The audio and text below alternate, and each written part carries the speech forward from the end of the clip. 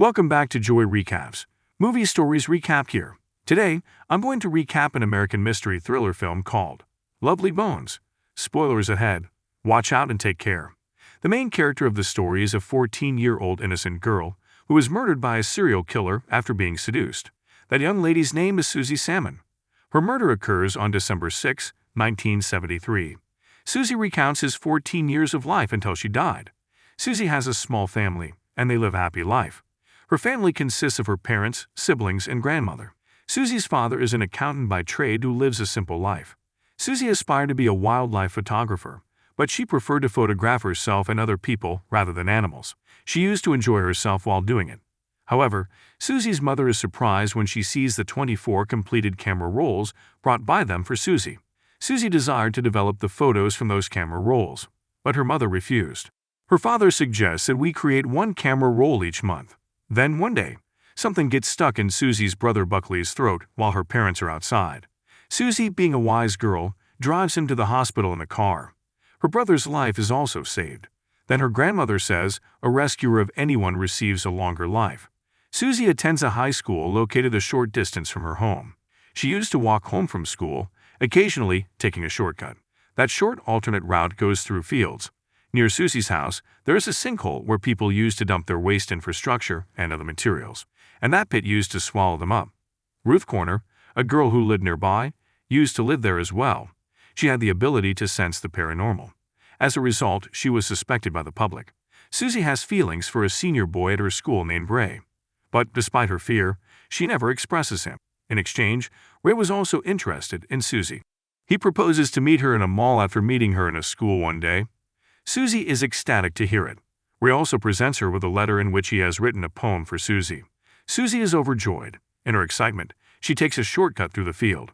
But she has no idea that someone is watching her. He's George Harvey, her new neighbor. He lives in a house directly across the street from Susie's. He is, in fact, a serial killer. He has already murdered a large number of people, but he always escapes. Because he kills his target deftly and methodically. Susie is his latest prey. He had meticulously planned to murder Susie in that field, and he was well aware that Susie frequently passes through here.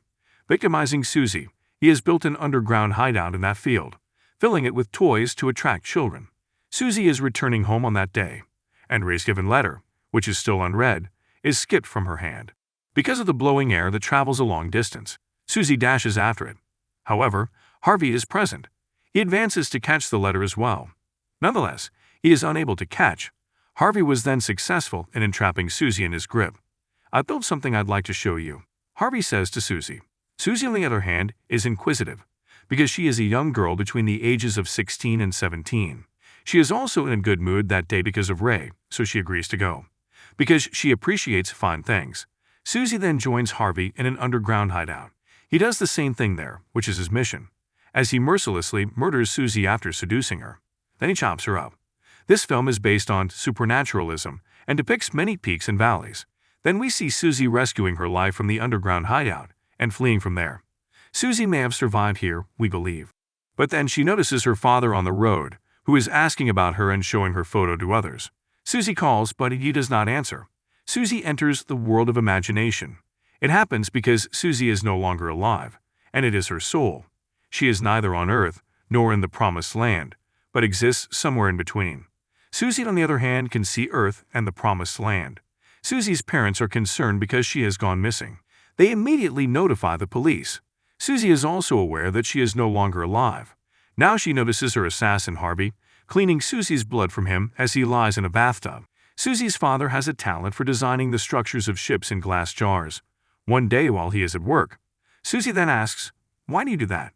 Her father responds, "It is my avocation that connects you to your favorite activity, and it will keep you there until you finish your task." And it's related to Susie because she leaves behind her beautiful relationship and a good life. Susie's soul is still unsettled even after death. As a result, she is left in the world between Earth and the promised land to complete her task. Her feelings of love for Ray, her family, as well as the desire for vengeance from her killer, prevent her from entering the promised land. Ruth Corner notices Susie on the road on the night of her murder, and Susie notices her as well. Susie's soul has left her body at this point, and Ruth Corner receives the letter that Ray gave to Susie. Susie has arrived in the world of infinite time. On Earth, however, much time has passed. During their investigation, detectives discover Susie's mother knitted hat.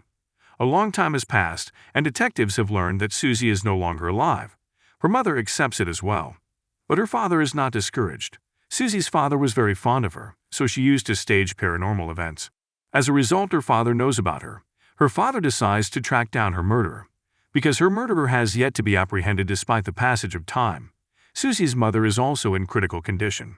She accepts a job offer and leaves her family to go there. Susie's father keeps his promise to develop the camera roll once a month, and he follows suit. He continues to investigate, but it is futile.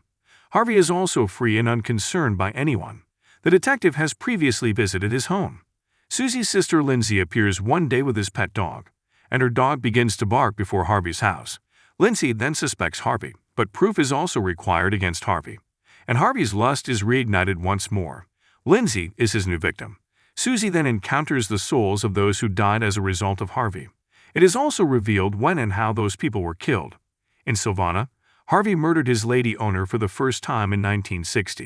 In 1966, Harvey's second murderer was 13-year-old Jickie, who was thrown into a gutter after killing. Then there's Leah Fox, who was thrown into the stream. Lena Johnson, a 6-year-old girl, was the next victim. And the victim is yet another small child from Pennsylvania. After all, he is the one who victimizes Susie. He was still roaming freely after the serial killing. But Susie's soul seeks vengeance. Susie died 11 months ago, and her father is still looking for a murderer. He also develops Susie's last camera roll. He notices Harvey's photo in Susie's captured flowers photos. Then Jack realizes he may have done something wrong with my daughter. He goes to his garden and looks at the flowers that Susie photographed. They had withered by this point. Suddenly, a flower blooms in Jack's hand, which is only visible to Jack. Then he begins to suspect Harvey. Harvey is busy making a wooden trap, but Jack is unaware that it is for his daughter Lindsay. But Jack realizes his intention in an instant. Harvey flees to his own home after being suspected. Jack pursues him as well, but he has no proof. And he himself attracts the attention of detectives. Detectives tell him, "You can't blame anyone without proof." But Lindsay is certain that Harvey is the murderer. In the absence of Harvey, Lindsay goes inside his house one day to look for him. He discovers a diary with Susie's photo and a lock of her hair stuck inside, as well as the planning statements for Susie's murder. Harvey arrives at the house on time. He is skeptical of the presence of someone in the house. He goes to the location where he has hidden his diary, and Lindsay is successful in her escape. Harvey tries to flee by winding up his luggage. Lindsay surrenders the diary to detectives, but it is too late because Harvey is fooled. Before leaving, he throws the iron box containing Susie's dead body into the sinkhole. He dashes after it, throwing it. After a long time, he finds himself in a situation where he is about to victimize someone. He is on the crest of the mountain. Unexpectedly, a small piece of snow falls on him, causing him to tumble. After falling, his entire body was fractured, and he died on the spot. And Susie's vengeance is over because Ruth Corner sensed the paranormal. Ray is also present. Ruth meets Ray for the final time, summoning Susie's soul into her body. As time passes, Susie's parents become relieved, and Susie relocates to the Promised Land because she exacts her vengeance by completing her task. The film also ends here.